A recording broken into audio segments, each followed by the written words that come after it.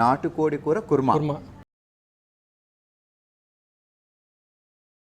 అయితే ముందుగా నాటుకోడి కూర కుర్మా వంటకానికి కావాల్సిన పదార్థాలు ఏంటో చూద్దాం. నాటుకోడి, జీడిపప్పు, గసగసాలు, కొబ్బరి పొడి, మెలన్ సీడ్స్, షాజీరా, దాల్చిన చెక్క, లవంగాలు, యాలకులు, తేజ్పత్తా, టేస్ట్ కోసం ఉప్పు, కారం, పసుపు, గరం మసాలా, ఉల్లిపాయలు, అల్లం వెల్లుల్లి పేస్ట్. 1/2 కిలో నాటుకోడి మాంసాన్ని తీసుకున్నాం. సో దాన్ని మ్యారినేషన్ చేయబోతున్నాం.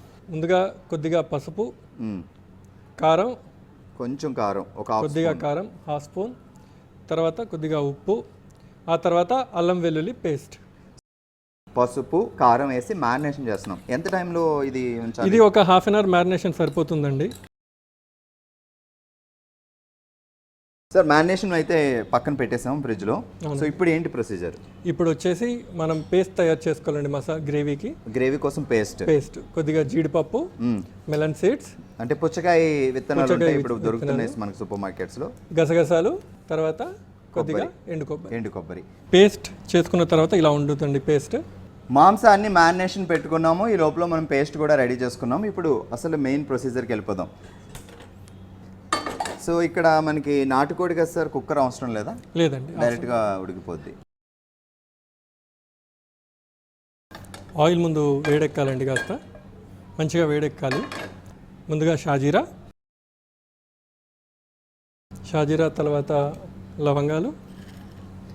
ఇప్పుడు 1/2 కిలో నాటుకోడి మాంసం తీసుకున్నాం కాబట్టి ఒక 4-5 సరిపోతాయి అంటారా? 4-5 లవంగాలు, కొద్దిగా 1 టీ స్పూను షాజీరా, యాలకులు ఒక 4-5, దాల్చిన చెక్క వేసేయమంటారా? వేసేయండి. 2 దాల్చిన చెక్క వేసాం, ఎందుకంటే ఒక 1/2 కిలో మాంసాన్ని తీసుకున్నాం కాబట్టి. తర్వాత కొద్దిగా బిర్యానీ ఆకు.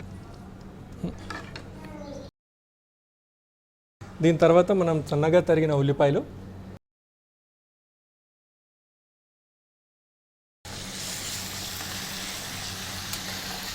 తర్వాత కొద్దిగా పచ్చిమిర్చి వేద్దాం. ఓకే,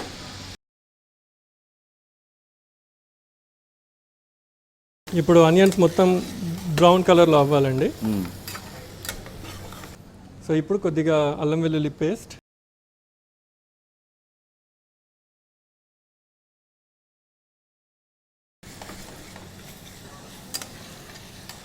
ఉల్లిపాయలు బాగా వేగాలంటే కొంచెం సాల్ట్ వేస్తే, ఎందుకంటే సాల్ట్ వేసినప్పుడు మనం కొంచెం జాగ్రత్తగా ఉండాలి, ఎందుకంటే మనం మ్యారినేషన్ కూడా కొద్దిగా సాల్ట్ వేసాం కాబట్టి. అక్కడ సాల్ట్ వేసుకున్నాం, ఇక్కడ సాల్ట్ వేసుకున్నాం, మళ్ళీ ఫైనల్గా కూడా వేస్తాం కాబట్టి ఇవంతా గుర్తుపెట్టుకొని పర్ఫెక్ట్గా వేయాలి.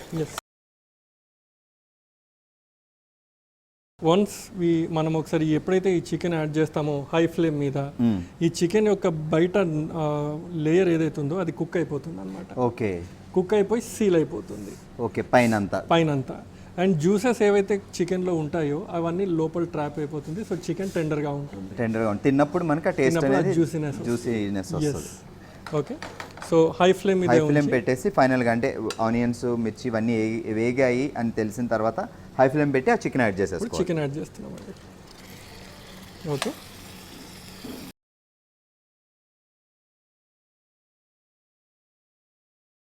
ఈ మసాలాలు ఇవన్నీ పట్టడం వల్ల అనుకుంటా అరోమా అనేది ఆల్రెడీ మాకు తెలుస్తుంది ఇక్కడ.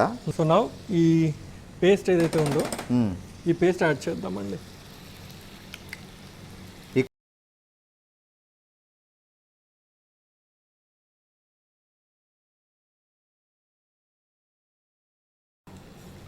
%80 చికెన్ ఇక్కడ కుక్ అయిపోతుంది అక్కడే. Yes, okay.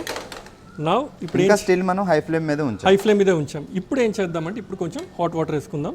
ఓకే, వాటర్ వేసే ముందు కొద్దిగా కారం, ఓకే,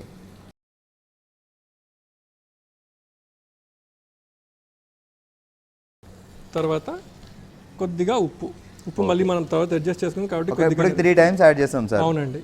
ఇప్పుడు పసుపు, కారం వేస్తాం, దాని తర్వాత కొంచెం కొద్దిగా హాట్ వాటర్.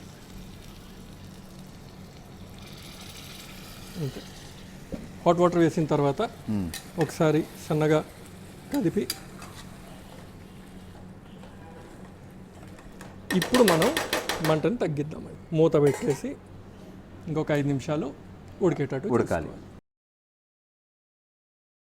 ఇంకా ఇప్పుడు వేయాల్సిన ఇంగ్రీడియంట్స్ లాస్ట్ మనము మన గరం మసాలా ఇది వేసిన తర్వాత కూడా ఒకసారి కలిపేసి కన్సిస్టెన్సీ అంతా కూడా సరిపోయిందండి దీంట్లో వాటర్ వేయాల్సిన అవసరం లేదు. సో అయిపోయినట్టే సార్, స్టవ్ బంద్ చేసేయాలి. ఇంకా స్టవ్ రేంజ్ బంద్ చేసేద్దాం. లాస్ట్కి కొద్దిగా కొత్తిమీర పైనుంచి పైన యాడ్ చేస్తున్నాం. దెన్ గార్నిష్ కోసం ఇంకొంచెం కొత్తిమీర మళ్ళీ మనం వేసుకోవచ్చు.